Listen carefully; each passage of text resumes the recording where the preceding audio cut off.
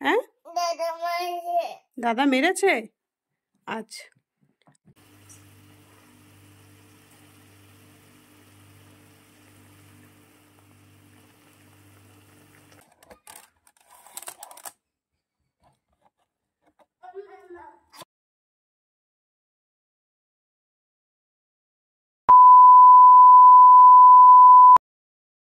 নমস্কার বন্ধুরা, ঈশ্বরের কাছে তোমাদের সকলের সুস্থতা কামনা করে ও গুড মর্নিং জানিয়ে আরও একটি সুন্দর দিন শুরু করলাম।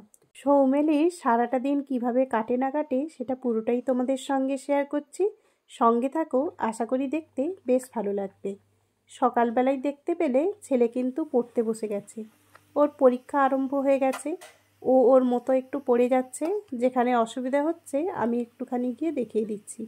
আর একদিকে কিন্তু ও স্কুল যাবে বলে ওর জন্য রান্নাও বসিয়ে দিয়েছি। চলো আস্তে আস্তে রান্না বান্না সেরে ফেলি, কারণ ও কিন্তু পড়ে নেওয়ার পরে একটু খাওয়া দাওয়া করে স্কুলের উদ্দেশ্যে বেরিয়ে যাবে। একেবারেই কিন্তু সবার জন্য রান্না হয়ে যায়।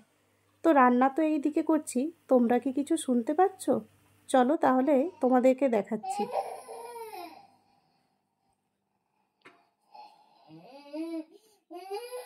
কি হলো, কি হলো সোনামা?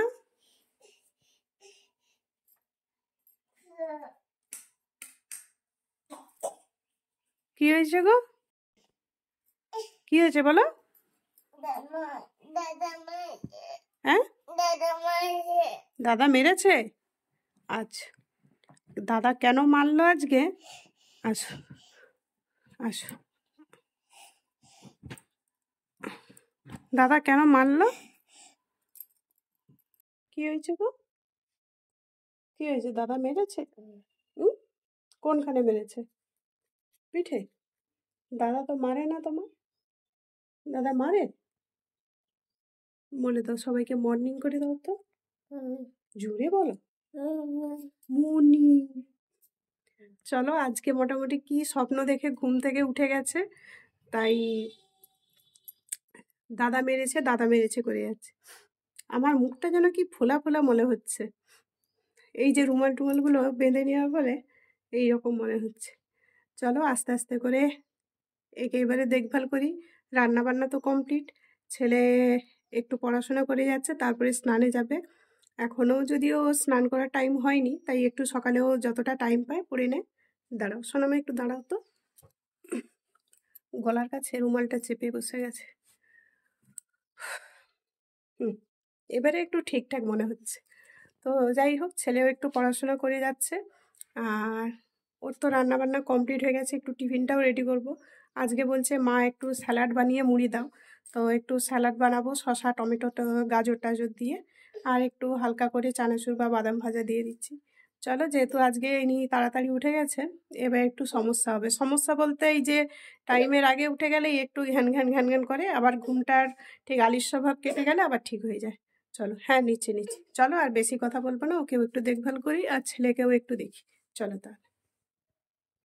ছেলে মোটামুটি স্নান করে ঠাকুর পুজো করে নিচ্ছে, আর আমি কিন্তু ওর খাবারটা রেডি করে একটু ঠান্ডা করতে দিয়েছি। যেহেতু শীতকাল, গরম গরম খেতে অসুবিধা হবে, একটু আগে বেড়ে দিলে একটু ঠান্ডা হয়ে যায়।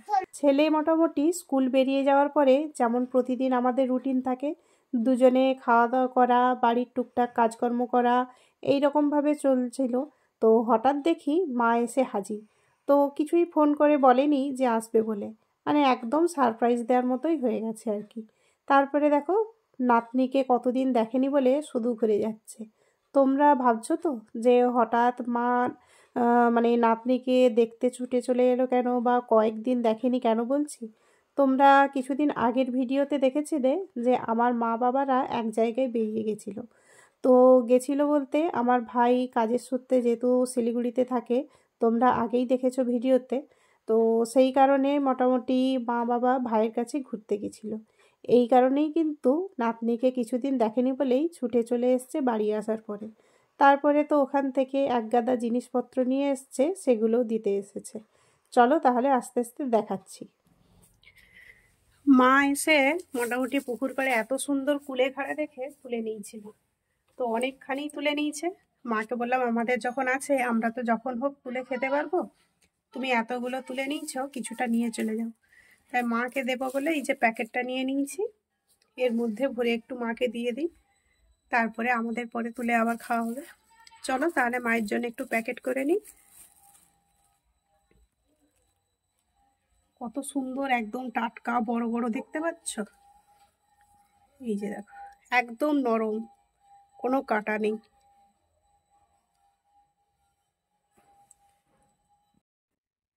কিছুক্ষণ কাজ করতে করতে দেখি না মা এসে হঠাৎ হাজির। তো মা একটু নাতি নাতনির জন্য শীতের একটা দারুণ জিনিস নিয়ে এসেছিল। বললো বিকেলে আসেনি কারণ যেহেতু নাতির পরীক্ষা শুরু হয়ে গেছে, আর কোথায় থেকে গল্প করতে করতে সময় পেরিয়ে যাবে তাও কোনো খেয়াল থাকবে না, আর ওর মনটাও একটু খারাপ হয়ে যাবে যখন দিদুন চলে যাবে।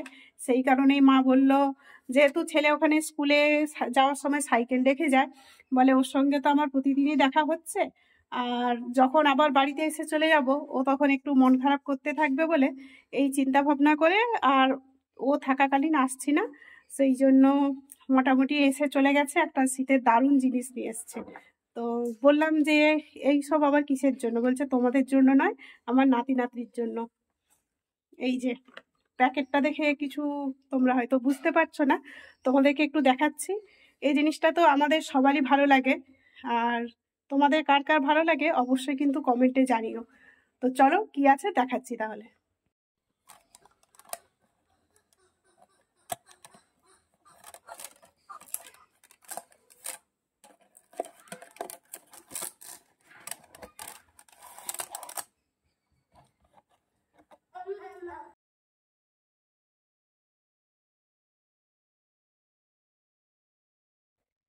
এই যে একটুখানি নিয়ে নিয়েছি খাবো বলে, দারুণ লাগে খেতে।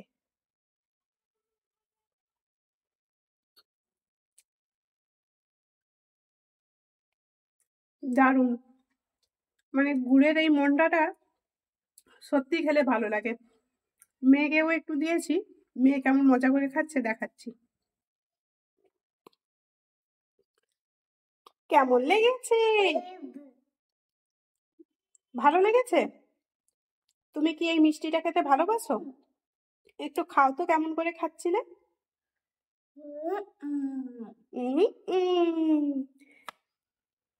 Thank you. কে দিয়েছে তোমায় মিষ্টি? কে নিয়ে এসছে? দিদুন। কে কিনে দিয়েছে মিষ্টিটা? কে কিনে নিয়ে এসছে দিদুন বললো? দাদু ভাই।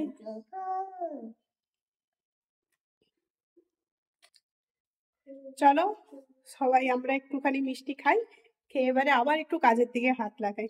মানে বলতে গেলে একটু মাঝে ব্রেক হয়ে গেল আর কি। তো চলো।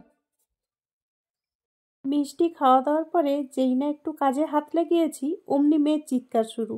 কেন? এবারে তোমরা নিজেরাই শোনো। কি হয়েছে? কেন জল? কেন ঝাল? কি কেন ঝাল? কেন কি ঝাল লেগেছে? কি ঝাল লেগেছে? মিষ্টি? মিষ্টি হঠাৎ ঝাল লেগে গেল? কি বলো তো বন্ধুরা, এই যে মন্ডাটা দেখালাম তো, ওটা একটু আদা দিয়ে গুড়ের সঙ্গে মিশিয়ে তৈরি করা হয়।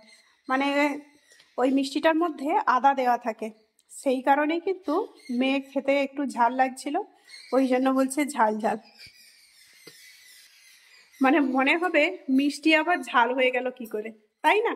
আসলে ব্যাপারটা এটাই ছিল, যেহেতু ওই গুড়ের মন্ডা, ওটা নলেন গুড়ের মন্ডা, তো সেই কারণে ওই গুড়ের সঙ্গে একটু আদা মিশিয়ে ওই মিষ্টিটা বানানো হয়। আর আদাটা একটা ঝাল ঝাল ভাব থাকে তো, আর মেয়ে যেহেতু একদমই ছোট বাচ্চা, সেই কারণেই ওর মুখে একটু ঝাল লাগছিল বলে ও মিষ্টি খেতে খেতে বলে যাচ্ছিল ঝাল ঝাল। এই কারণেই মিষ্টি আজকে ঝালে পরিণত হয়ে গেছে, মানে একটা ম্যাজিকের মতো, তাই না?